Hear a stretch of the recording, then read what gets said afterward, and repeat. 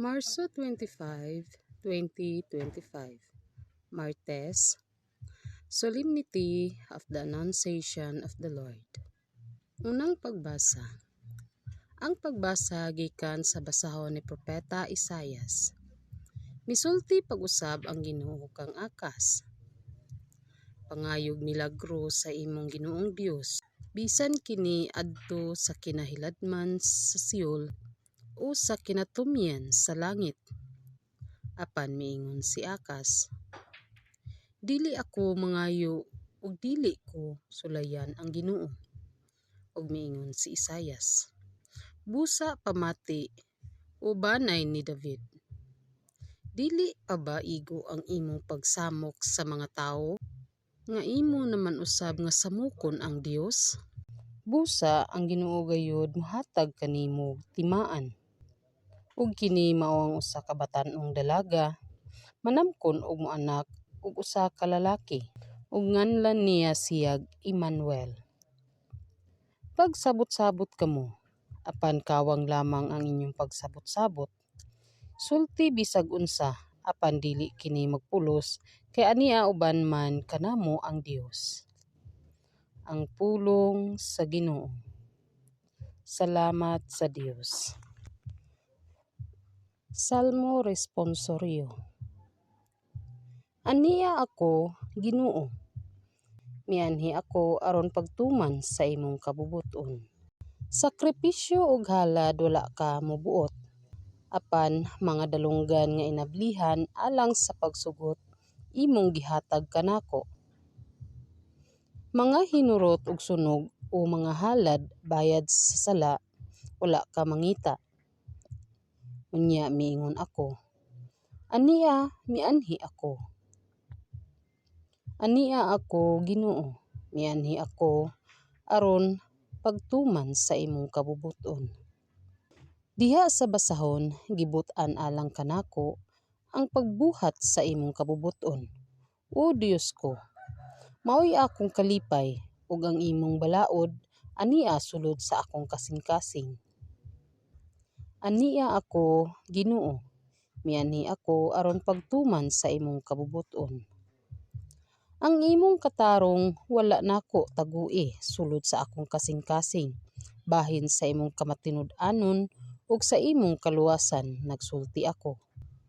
Wala nako ang imong kaayo, himo ang tinaguan ug ang imong kamatuoran diha sa bagang pundok sa katawhan.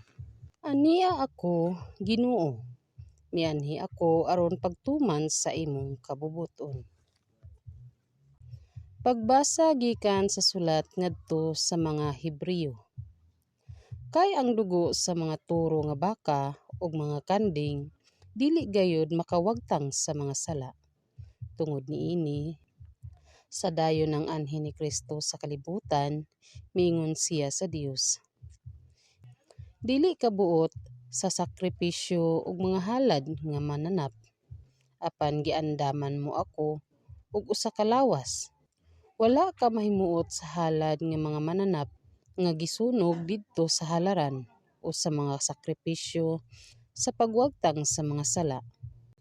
Unya miingon ako, ania ako, O Dios, aron pagtuman sa buot mong ipabuhat kanako. Sumala sa nahisulat bahin diha sa libro sa balaod. Una sa tanan miingon siya, dili kabuot ni mahimuot sa mga sakripisyo ug mga halad nga mananap o sa mga halad nga mananap nga sunugon didto sa halaran ug sa mga sakripisyo sa pagwagtang sa mga sala. Gisulti kini niya bisan kun kining tanang mga sakripisyo gihalad subay sa balaod. Unya miingon siya, ania ako, O Dios, aron pagtuman sa buot mong ipabuhat kanako. Busa gisalikway sa Dios ang tanang karaang mga sakripisyo o giilisan kini sa sakripisyo ni Kristo. Tungod kay gituman ni Hesukristo ang buot ipabuhat sa Dios kaniya. Nahinluan kitang tanan sa sala pinaagi sa paghalad sa iyang kaugalingong lawas, sa makausa lamang ug alang sa tanan. Ang pulong sa Ginoo. Salamat sa Dios. Pagbasa gikan sa Ebanghelyo sumala ni San Lucas. Sa ikaunom ka bulan sa pagmabdos ni Isabel, gipadala sa Dios ang anghel nga si Gabriel ngadto sa usa ka lungsod sa Galilea nga ginganlag Nazaret. May mensahe siya alang sa usa ka batan-ong dalaga nga sinayuran sa usa ka lalaki nga ginganlag Jose, nga kaliwat ni Hari David. Maria ang ngalan sa babaye. Miadto ang anghel kaniya ug miingon, "Paglipay, ang Ginoo nag-uban ug nagpanalangin kanimo pag-ayo." Naglibog pag-ayo si Maria sa pagkabati niya sa mensahe sa anghel, ug nagpalandong siya kung unsay kahulugan sa iyang mga pulong. Miingon ang anghel kaniya, "Ayaw kahadlok, Maria, kay gikahimut-an ka sa Dios. Magmabdos ka ug manganak og lalaki, ug nganlan mo siyag Jesus. Mahimo siyang inila ug tawgon siya nga anak sa Dios nga labing halangdon.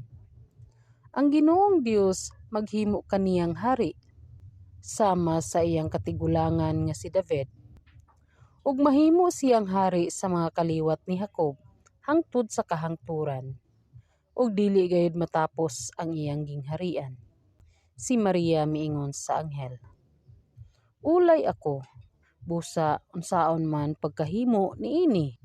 Ang anghel mitubag, "Mukunsad kanimo ang Espiritu Santo, ug magpabilin ang gahom sa Dios diha kanimo. Tungod niini, ang balaan nga bata tawgon nga anak sa Dios. Hinumdumi ang imong paryente nga si Isabel. Giingon nga dili na siya mo anak, apan karon ikaunom na ka bulan ang iyang pagsabak.